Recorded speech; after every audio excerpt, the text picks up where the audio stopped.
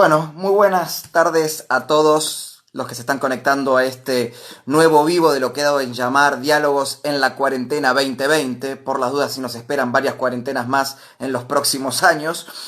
Y bueno, hoy para mí es un día muy especial por a quien voy a entrevistar, que ya además se encuentra en línea, por lo cual nada más voy a eh, contarles un poquito por qué elegí el tema musical que acabamos de escuchar, que es un tema de la famosísima banda británica Pet Shop Boys. El tema se llama Go West, es un tema de 1993, a poquitos años de la caída del muro de Berlín y de la disolución de la Unión Soviética, y era considerado como el himno que representaba el espíritu pro-occidental que reinaba en la juventud de los países de la Unión Soviética y de su órbita. Y me parece que en estos momentos de tantos cuestionamientos a la que yo llamo la nueva Unión Soviética, que es la China continental, la China comunista, y el resurgir de la tentación totalitaria en este momento de pandemia, me parecía bien poner este himno la libertad, ¿no? Y que fue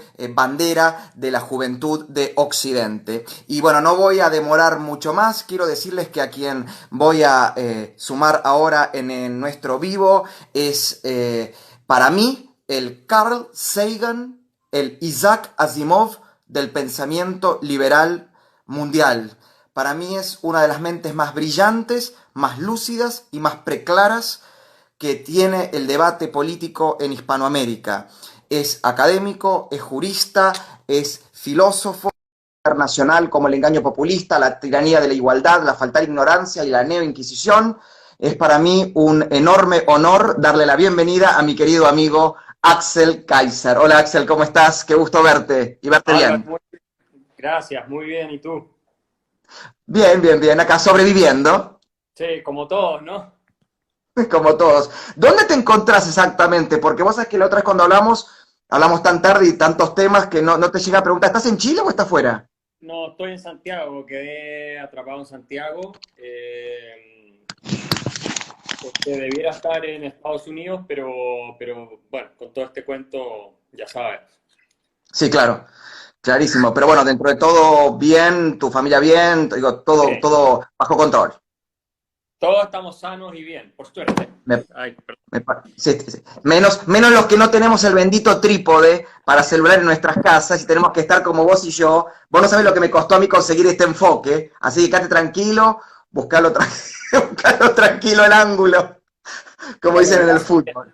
Querido, yendo al grano porque no te quiero ocupar demasiado de tu tiempo, Sí, estaba mirando hoy, porque leo los diarios de tu patria, y estaba leyendo las tapas del diario El Mercurio, y había dos notas que me parecían como interesantes para arrancar esta charla. La primera era que se había reunido el comité político de la coalición oficialista y que le planteaban al presidente Piñera la necesidad de coordinar mejor los planes para reactivar la economía, ¿no? Y obviamente que hubiera más diálogo entre todos los sectores del oficialismo. Y en simultáneo, los sindicatos que representan al sector público, en alianza con el ala más, digamos, izquierdista de la oposición chilena, estaban manifestando la oposición a cualquier idea de apertura de la actividad económica y productiva en Chile y de la reinserción de los empleados públicos a sus puestos de trabajo,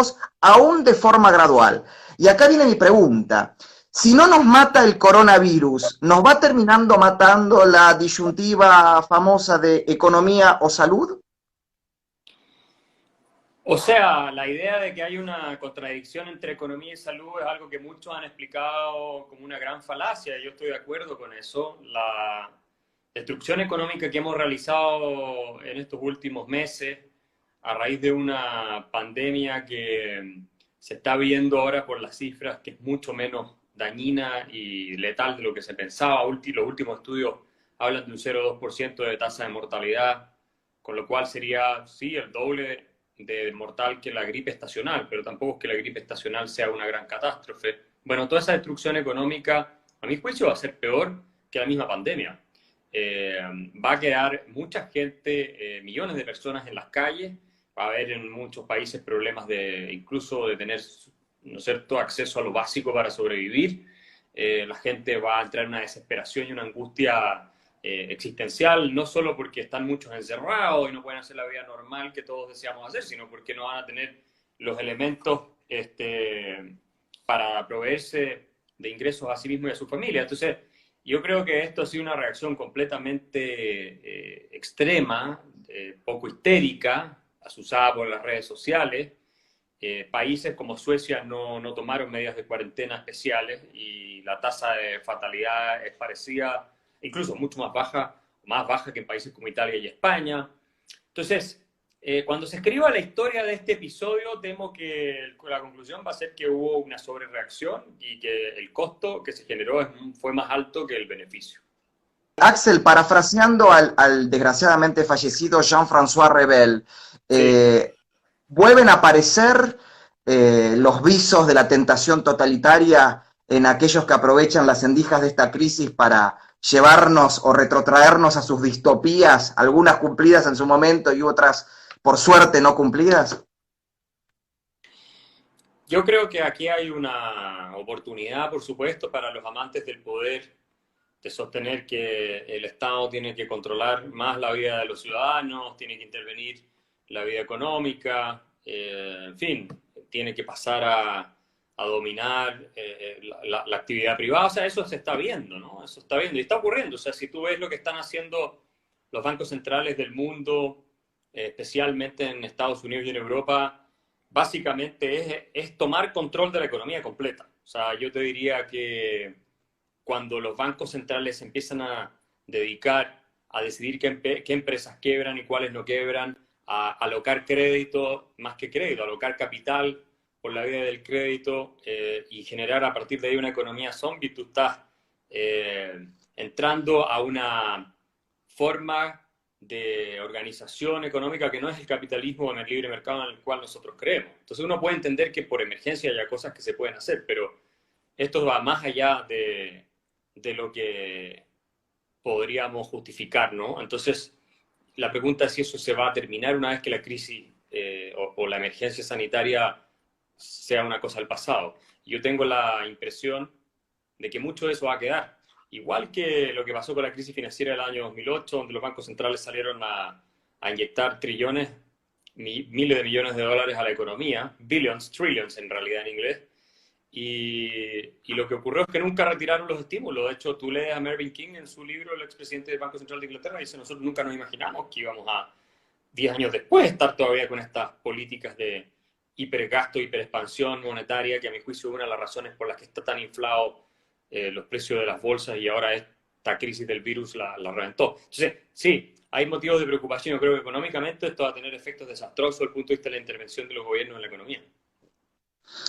Y en materia política, porque mira, te cuento que acá en Argentina, cuando nuestro actual presidente dio su primer discurso, no sé si allá en Chile le dicen cadena nacional, o bueno, o no, o su discurso a través de todos los medios de comunicación al país, uno veía en las redes sociales, principalmente a los militantes de la coalición de gobierno actual y de la izquierda, celebrar con frases de por fin han caído las libertades individuales y empieza a primar el interés colectivo. Celebraban eso.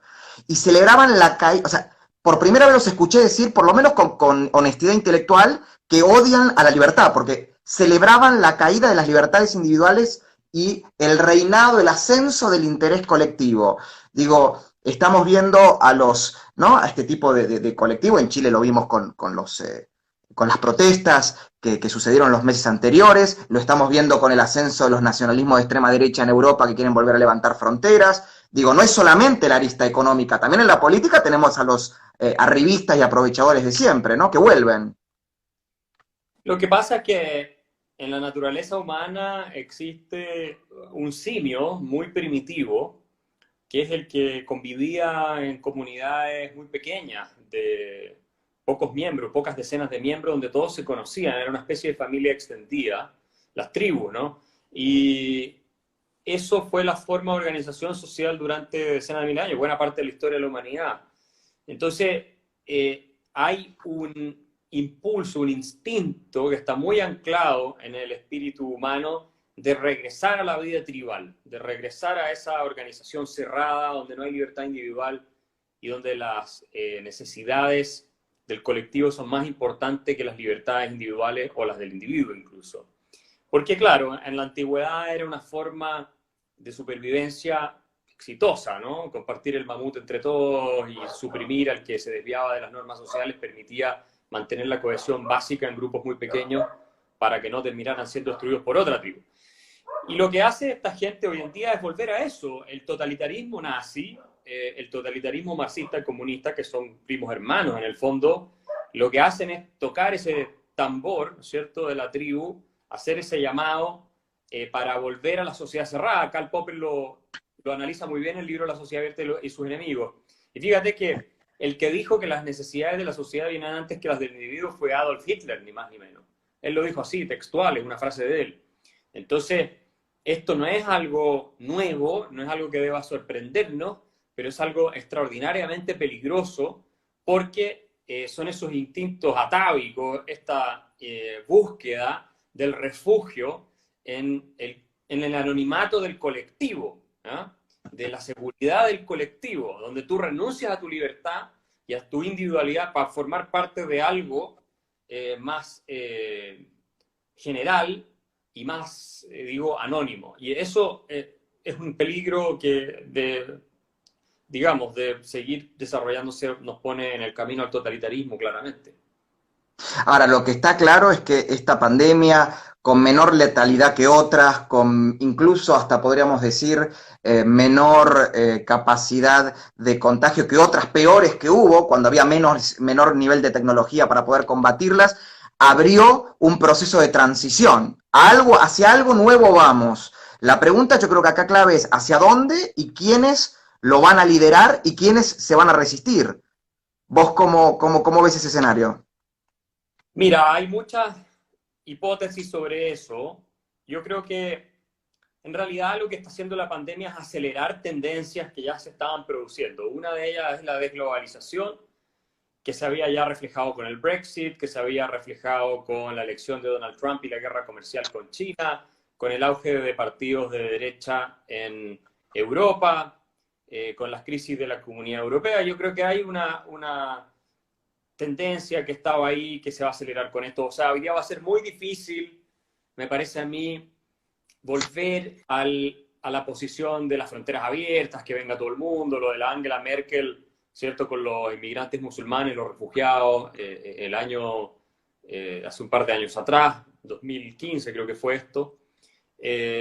Volver a esa posición políticamente correcta, bastante ilusa, de hiperglobalización, que era la que representaba la ONU, la que representaban las organizaciones internacionales, incluso las élites financieras, esta cosa de quererse bien con lo que en inglés se llama el virtue signaling, aparecer virtuoso frente a la... O sea, yo creo que ahí hay un tema. Lo otro que tú has visto en la crisis con la Organización Mundial de Comercio, otro desprestigio más a la institucionalidad globalista, que se va a sumar a una larga lista de crisis en esta materia, incluyendo las ineptitudes de la Unión Europea, y la organización, la Comisión de Derechos Humanos de la misma Nación Unida y así otras más. Entonces eso se va a acentuar. Y por último, tienes que la guerra comercial va a seguir ocurriendo esta vez con más fuerza. Trump se anticipó porque ya ves tú líderes europeos como Macron diciendo que en realidad hay empresas estratégicas, que no podemos depender de China, entonces las farmacéuticas, hay que apoyar la industria local.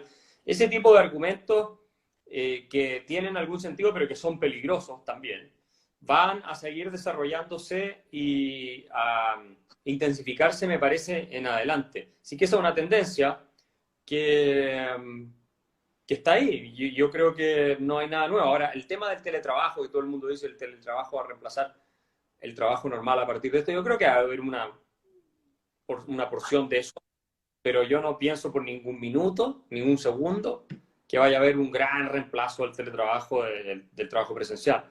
Y no porque no se pueda tecnológicamente, sino porque los seres humanos no soportan estar aislados, no ver a otros, estar todo el tiempo en sus casas, sin salir, sin poder tener esas comunidades efectivas que también son los espacios de trabajo, donde se toman un café con sus compañeros, donde se ríen, donde conocen gente, donde tienen reuniones, son espacios en los cuales tienen una vida en común que los enriquece psicológicamente y en un mundo en el cual estamos cada vez más solos porque la familia extendida ha colapsado y la gente ya tampoco está teniendo en realidad hijos ni nada, esa vida social va a ser cada vez más valorada. Así que yo creo que va a haber algo de eso, se va a avanzar, pero no todo lo que se podría avanzar.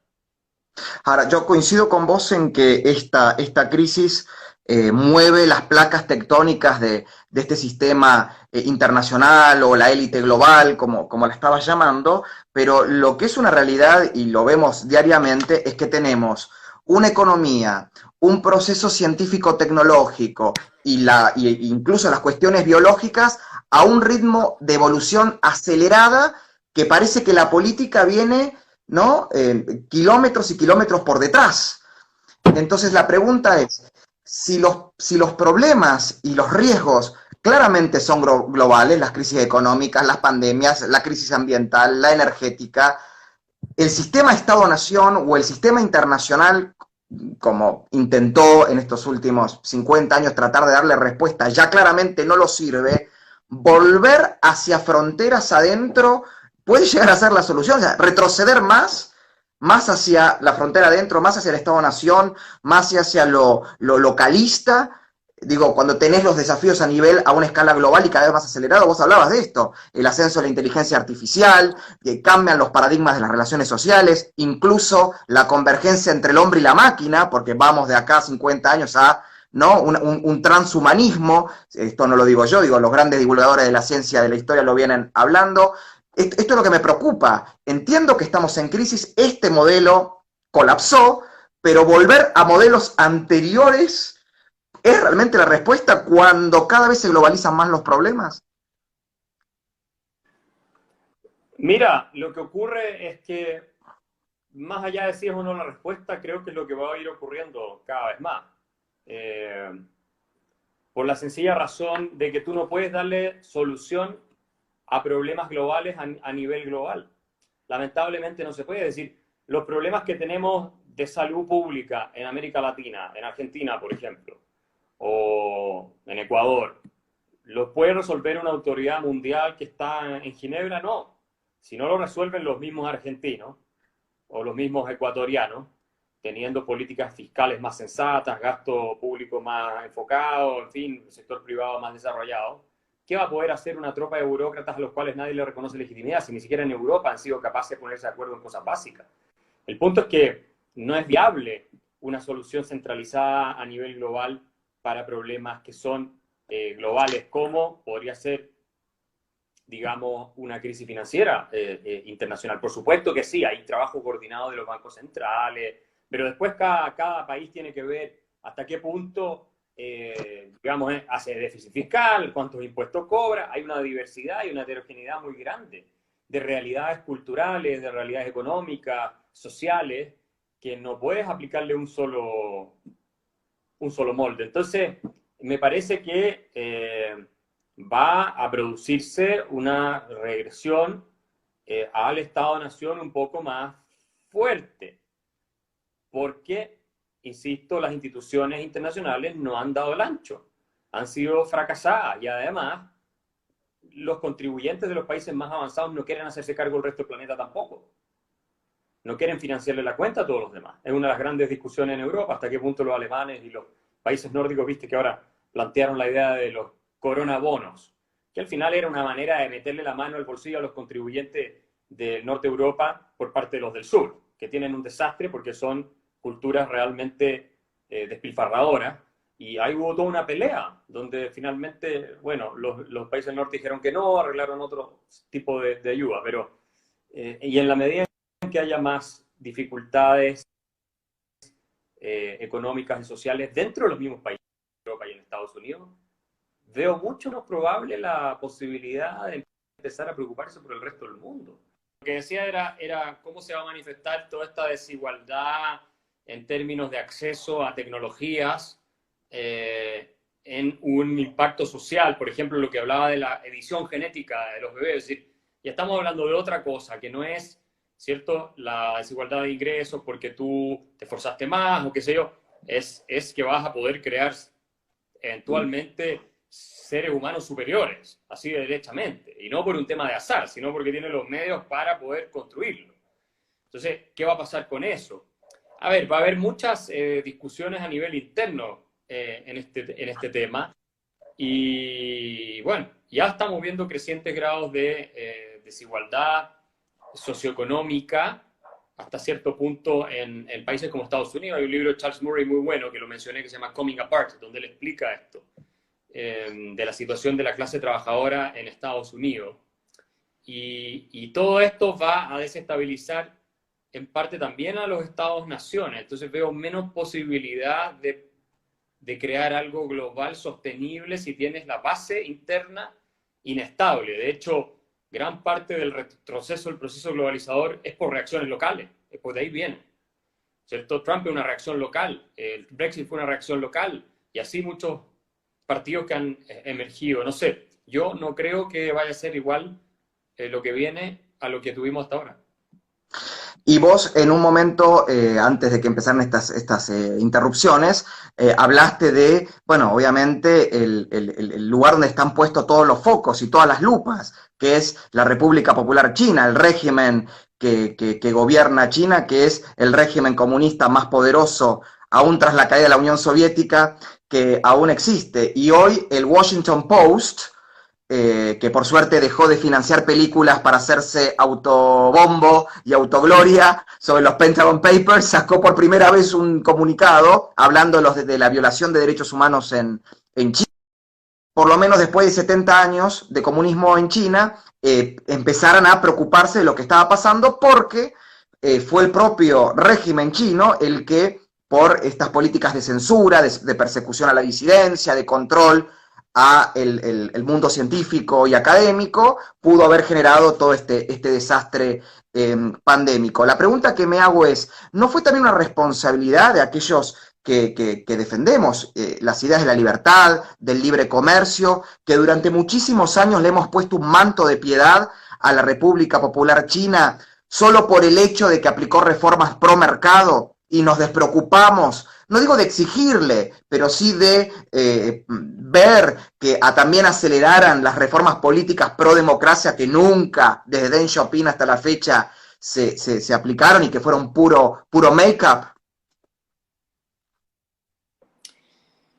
Yo creo que sí hubo una seducción porque el modelo chino, o sea, la perspectiva Xiaoping demostró que las ideas de mercado funcionan la pobreza muchísimo más que cualquier otro proyecto socialista. Es decir, China es el ejemplo viviente de que el capitalismo triunfó en los hechos.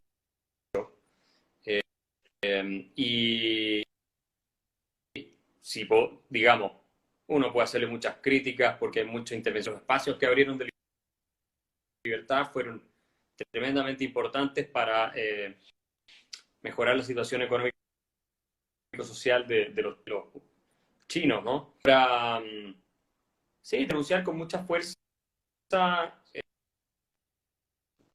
el control totalitario digital que están introduciendo en ese país, las mentiras del gobierno, la represión a la disidencia. Entonces, pero tenemos que reconocer que las reformas de mercado, hasta donde un tremendo impacto, un tremendo éxito, hoy día es la segunda potencia económica del mundo. El problema de la democracia de ser atractivas para las grandes mayorías cuando no van acompañados de resultados económicos que son favorables. Ese es el tema. Entonces, tú ves que en Occidente hay cayendo el apoyo a la democracia por la última década y media o más, porque ya las tasas de crecimiento económico y progreso que éramos capaces de generar en la posguerra no existen. Siempre las generaciones de posguerra sentían que sus hijos iban a estar mejor. Hoy día eso en muchos países ya no es así. En Europa y Estados Unidos creen que sus hijos van a estar peor. Entonces, la disposición a apoyar un sistema que no te produce bienestar creciente es algo también que se debilita, ¿no? Entonces, tenemos que ver si el modelo chino va a tener cada vez más atracción por esa misma razón, porque el modelo chino, si permanece así, control político y libertad parcial económica, generando enormes niveles de prosperidad, todavía pueden generar mucha prosperidad, va a ser muy atractivo. para muchas personas en Occidente, que te van a decir, mira, yo prefiero tener prosperidad económica, sustento, y también hasta cierto punto seguridad pública, porque algo que tienen este tipo de dictaduras es que controlan la delincuencia y la criminalidad, claro, tienen delincuentes en su, pero lo hacen.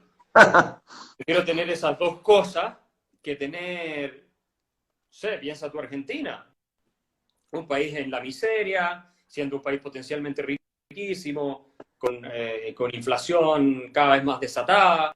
Lo que decía es que piensa tú un sistema como el chino, comparado con las democracias que tenemos nosotros, que sabemos que son cleptocracias, donde la clase política se roba todo, donde no es capaz de garantizar niveles de seguridad pública mínimos porque la delincuencia es completamente desbocada, donde no tienes prosperidad económica porque los políticos, en complicencia con un grupo de interés, arruinan el país completamente. Entonces a mucha gente puede que le parezca el día de mañana decir, ¿sabes? Entre una dictadura que me da seguridad, me da prosperidad, sí, de repente van a tomar algunos opositores, qué sé yo, pero no me importa. Desesperadas las personas pueden empezar a favorecer eso, y es uno de los grandes dilemas que enfrenta Occidente. ¿Cómo mantenemos las democracias aún atractivas si no somos capaces de generar ni prosperidad y cada vez menos seguridad? En términos de delincuencia, criminalidad y todas esas cosas. No tenemos garantizado que las democracias van a subsistir. El modelo de Singapur, por lo menos, parece mucho más atractivo que cualquier democracia latinoamericana y que muchas democracias occidentales. En Singapur tú vives como en Suiza y con una seguridad pública perfecta, y al final lo que es una dinastía pseudo dictatorial, por decirlo de alguna manera. ¿Quién prefiere vivir en cualquier país de América Latina que en Singapur, teniendo todo lo demás igual? Nadie. Entonces, hay que tener ojo, porque los chinos además están haciendo mucha inversión en el soft power, lo que es toda esta difusión de su imagen, de financiar universidades, de mejorarse, ¿cierto?, su credibilidad frente al resto. Y ahora le dan a Italia, le dan plata para enfrentar el coronavirus y cosas así, y los italianos felices, porque la gente al final, la angustia económica o de recursos necesarios para sobrevivir es lo más importante. Entonces, ahí tenemos un desafío. Entiendo de que la democracia como la conocemos estaría en peligro o en riesgo, el liberalismo, entendiéndote a vos como su gran difusor, cómo debería replantearse teórica y práctica, en forma práctica para afrontar estos desafíos que viniste nombrando muy bien y detallando en toda la conversación. Yo creo que una de las cuestiones a las que nos tenemos que abocar los difusores y quienes también de alguna manera compartimos la tradición liberal clásica o hacemos investigación en ella, es rescatar sus fundamentos humanistas. El liberalismo nunca fue una ideología reduccionista a un solo elemento, ni el económico, ni a un principio nada más, que es el de no agresión. Nunca fue eso. El liberalismo, en realidad, si tú me preguntas a mí, es un programa que pretende investigar lo que son las fuerzas espontáneas que conducen la sociedad para entender cómo funciona. Es un programa, es un proyecto de comprensión de la sociedad, y a partir de ahí incorpora toda la dimensión de lo humano. Tú cuando lees a David Hume, a Adam Ferguson, incluso a Adam Smith, sin ninguna duda, tú no tienes una teoría súper estrecha de ahí sale todo lo demás. No, es un esfuerzo por explicar la realidad. Nosotros tenemos que, sobre todo de cara a las nuevas tecnologías de lo que hablas, es cuestionarnos también hasta qué punto nosotros vamos a abrazar, no propiamente tal desaparece, y qué tiene el liberalismo que decir respecto a eso, a los límites de la libertad, en ese sentido, si es que los debe haber o no los debe haber, por ejemplo. O vamos a creer como Stephen Hawking que si las máquinas nos eliminan y después empiezan a colonizar otros planetas, eso igual es una forma de vida, así que no hay problema. Yo no tengo esa visión, la de Stephen Hawking, en esa materia. O en temas de multiculturalismo y cosas por el estilo, vamos a seguir predicando esto de, no sé, las fronteras abiertas absolutamente, sin ninguna conciencia sobre cómo son las dinámicas comunitarias, sociales, que van creando las instituciones para que las sociedades prosperen, y vamos a agarrarnos de un solo principio, que es el de no agresión, y vamos a definirlo todo desde ahí, o vamos a tal vez abrirnos obviamente a esa libertad de movimiento. Habría hecho un Hayek, por ejemplo. No sé, todos esos temas hay que plantearlos, y sobre todo las nuevas tecnologías. No existe todavía una doctrina liberal bien desarrollada respecto a eso, porque nadie tiene claro qué es lo que va a pasar realmente. Entonces, ese es el desafío. Claramente yo voy a decir una frase y la voy a decir en el idioma de tus raíces, algo así como Der Welt braucht einen Kaiser. Así que para los que, o podríamos decir Chile braucht einen Kaiser, und Argentina einen Kanzler Zicarelli Zusammenarbeit. Así que para los que saben alemán, espero que lo hayan interpretado. Axel, para mí ha sido, la verdad, un honor y un privilegio dialogar con vos. Sos una eminencia. Al revés, muchas gracias. Un honor estar contigo y cuando quieras repetimos la conversación. Será hasta pronto y espero que en persona. Espero que sí. Un abrazo grande. Un abrazo grande, gracias Axel. Hasta pronto. Hasta pronto. Hasta pronto. Bueno, la verdad, más allá de los pequeños inconvenientes con la transmisión, que como les digo, a partir del momento en que pasen las 24 horas que el video va a estar circulando por Instagram y yo lo suba a mi portal de YouTube, Álvaro Zicarelli, el video va a estar editado, se van a eliminar los cortes, vamos a tratar de mejorar todas las cuestiones técnicas, sepan disculpar, pero repito, para mí ha sido un privilegio y un honor haber entrevistado al académico, jurista, filósofo y uno de los principales difusores de las ideas de libertad a nivel mundial, Axel Kaiser, y a todos ustedes de todas las partes de América Latina que han escrito, porque realmente Perú, Panamá, Argentina, Chile, Uruguay, Costa Rica, estoy tratando de leer todos lo que han aparecido, Colombia, esperen que estoy tratando de, casi toda América Latina se ha sumado en este diálogo con Axel Kaiser, así que muchísimas gracias. Les repito, ¿quieren saber qué les dije en alemán? Le dije Der Welt braucht einen Kaiser, que algo así como que el mundo necesita un Kaiser, pero es un juego de palabras Kaiser porque el apellido de Axel significa emperador, entonces era un juego. Y después lo otro fue un chiste que nos dijimos mutuamente, así que para los que saben alemán lo habrán comprendido. Pero bueno, muchísimas gracias a todos los que se han sumado. Ha sido, repito, un honor y un privilegio haber dialogado con Axel y haber compartido esta casi hora y algo con ustedes. Les envío un fuerte abrazo. Queda ya el video circulando por Instagram y creo que aproximadamente viernes, sábado de esta semana será subido pulido y editado a mi cuenta en YouTube. Será hasta el próximo diálogo en los diálogos de la cuarentena 2020. Hasta pronto.